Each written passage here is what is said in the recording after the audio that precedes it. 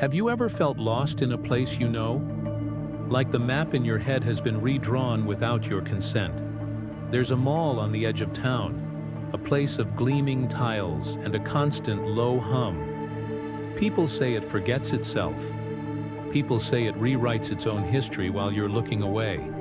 You walk past the fountain, the one with the sad bronze dolphins. You know the way to the food court. You've walked it 100 times. Left at the shoe store, right at the electronics giant. But when you get there, the shoe store is gone. Yesterday, it was a bookstore. Today, nothing. Just a blank wall covered in that same beige paint as the rest of the corridor. There is no scar on the floor where the entrance used to be. No faint outline of the old sign. It's as if it was never there at all. Your memory feels like a lie. You feel a strange chill, a sense of dislocation. Was the bookstore ever real? You remember the smell of paper and coffee. You remember the friendly cashier with the silver-rimmed glasses. But the wall tells a different story. The wall is absolute. It's a clean, uninterrupted surface, a perfect, seamless falsehood. You ask a security guard, a man with a tired face and a uniform that's a size too big. You ask him about the bookstore. He just looks at you, a flicker of something unreadable in his eyes. Bookstore? There's never been a bookstore in this wing, ma'am. He says it with such certainty, such finality, that you almost believe him. You start to doubt your own mind. Maybe you dreamed it. Maybe it was in a different mall, in a different city, a long time ago. But then you see it. A flicker. The large neon sign for the department store at the end of the hall glitches. For a split second, the bright, cheerful letters warp into a different name, a brand you've never seen, written in a script that feels alien and ancient.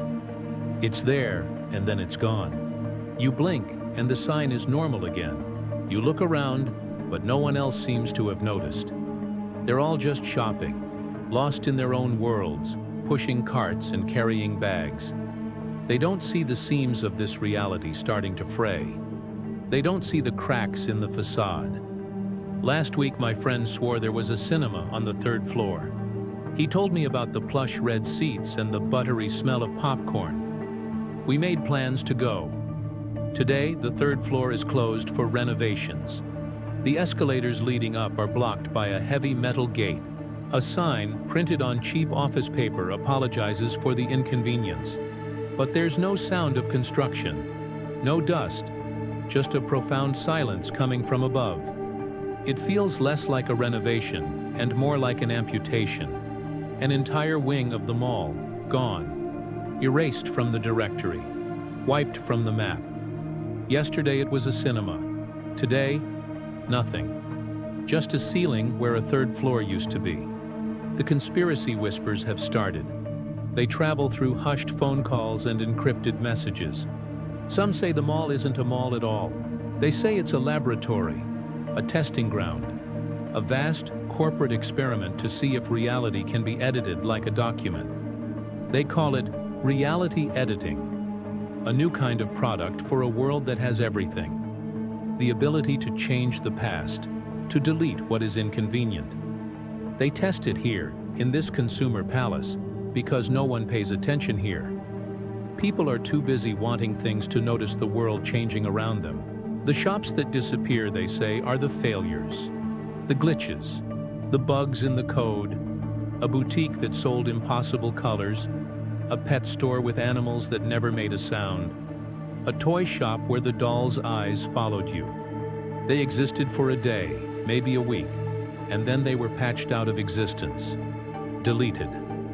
The blank walls are the proof, each one a tombstone for a forgotten idea, a memory that was deemed a mistake.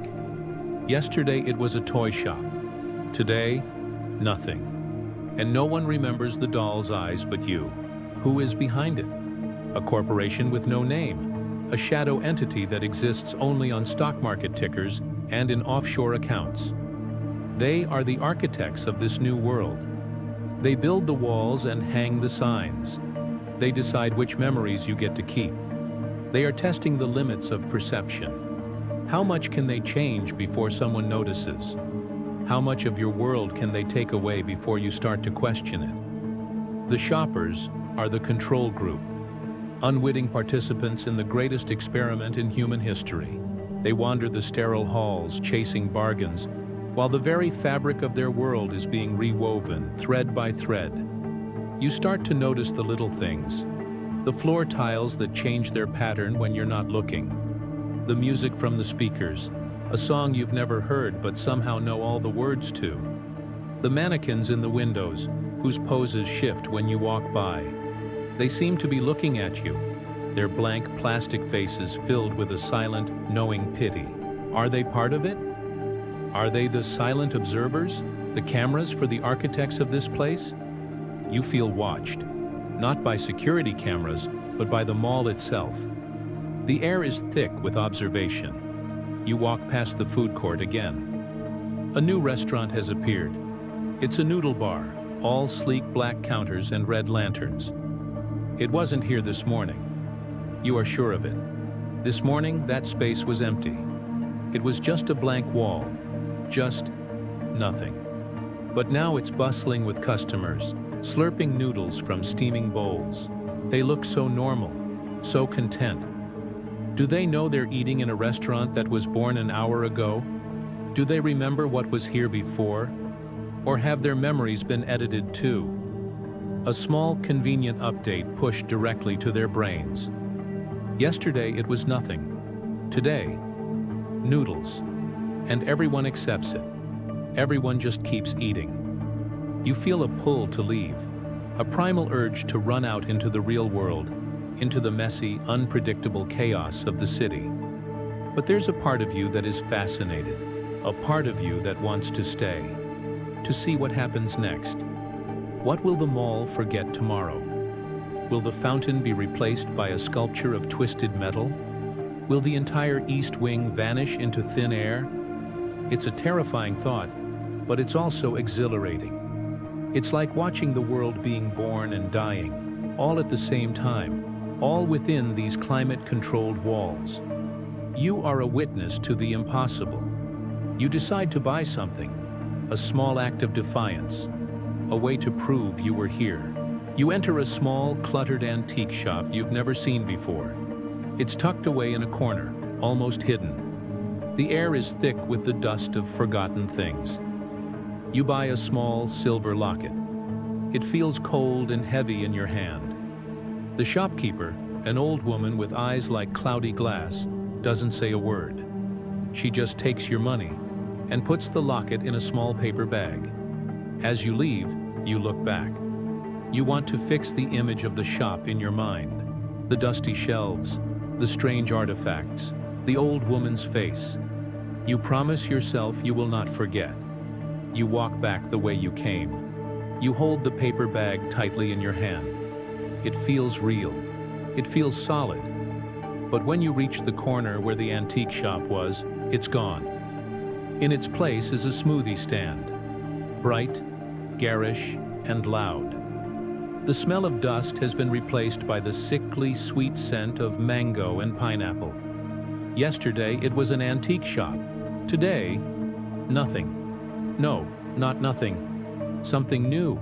Something that erases what came before. You look down at your hand. The paper bag is gone. The locket is gone. There is nothing in your hand but air. Your memory is a ghost. Your proof has vanished. The line between what is real and what is a dream has blurred into nothing. The mall is a dream, and you are just a dreamer passing through. The fluorescent lights hum a lullaby of forgetting.